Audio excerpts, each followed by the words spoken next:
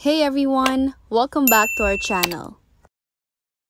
Today I'm going to show you how to add text on Capcut. First, open Capcut, tap on New Project, and then select the video that you would like to edit or to add text on. For example, this is the video I want to. Just tap on Add. And then third option in here, you'll see text. Tap on text. Tap on add text. And then you can type in anything here. Let's say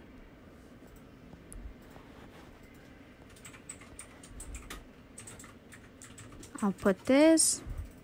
Then tap on check mark. Now you can actually select the font here. They have different fonts that you can choose. Let's choose this one. And then for style, you can edit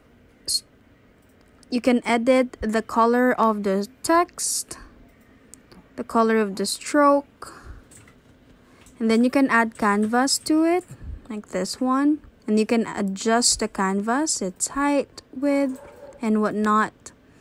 And then you can also add shadow, the spacing. You can make it bigger or smaller. You can edit spacing under lines like this. Here. You can also add animation to it. You can add this one, see? And you can add, or you can edit the duration